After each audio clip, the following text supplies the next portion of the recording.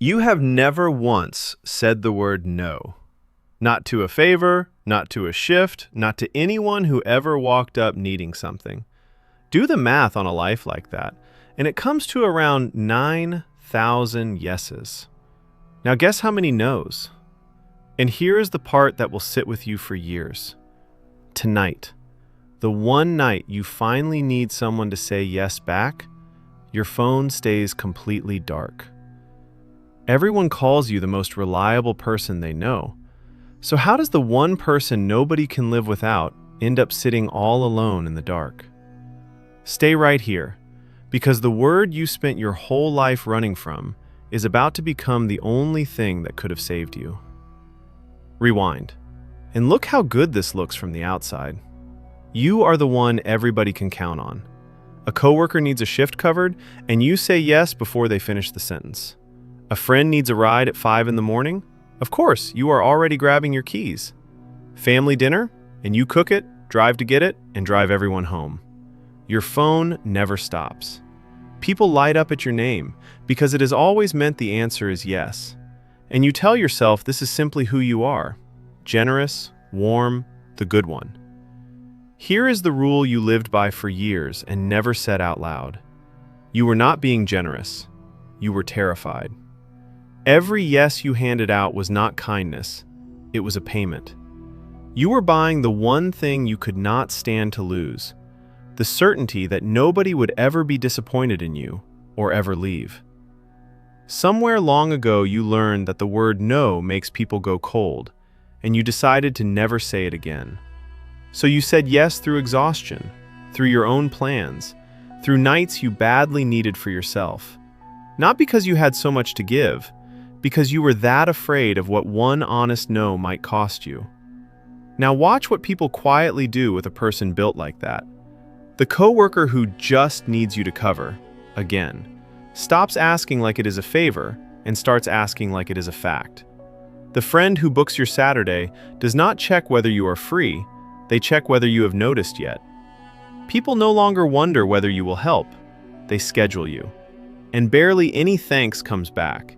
Because thanks is for something you might have refused, and everybody already knows you never will.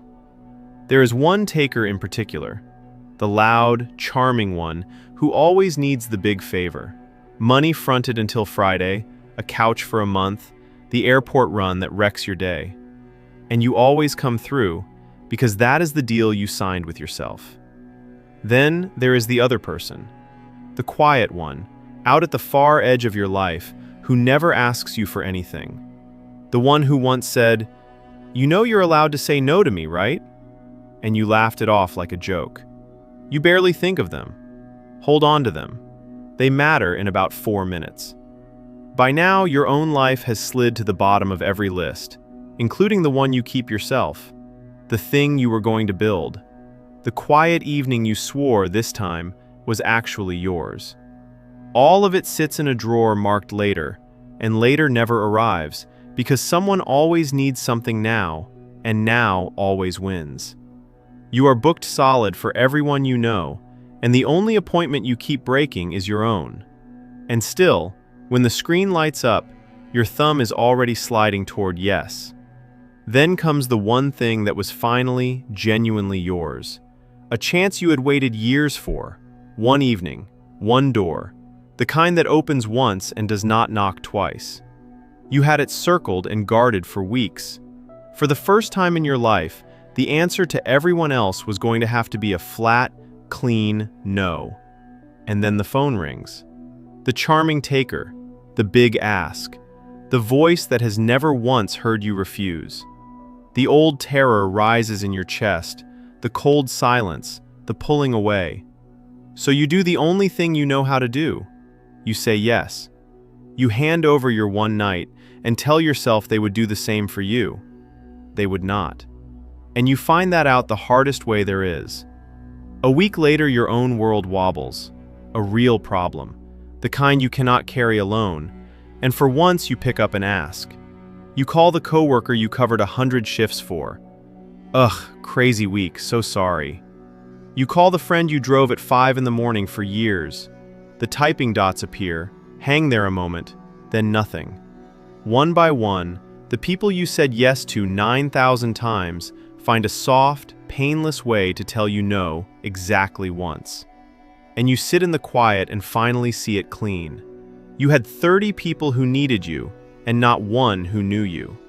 Being needed and being loved were never the same thing, and you spent a whole life collecting the wrong one. So the next time the phone lights up with an easy ask, you do the thing you have feared most your whole life. You say no. No reason stacked on top, no apology, no offer to make it up next week. Just no. And you brace for the ceiling to come down, for the cold to pour in, for the leaving to start. It doesn't come. The line goes quiet for one single second, and then, oh, okay, no worries. The sky you spent 30 years holding up with both trembling arms was never resting on your shoulders. It was only ever resting on your fear. And then something genuinely strange starts to happen. The loud takers drift off, almost the moment the yeses run dry. And it barely stings, because now you see plainly they were never here for you. They were here for the answer. But a few people stay. They stay through your first no and your second, and then they do the thing nobody has done in years. They ask how you actually are and wait for the real answer. And the quiet one, who told you long ago that you were allowed to refuse, is standing right at the front of them. The people who only ever wanted your yes were renting you by the hour. The few who could hear you say no were the only ones who actually liked the person saying it.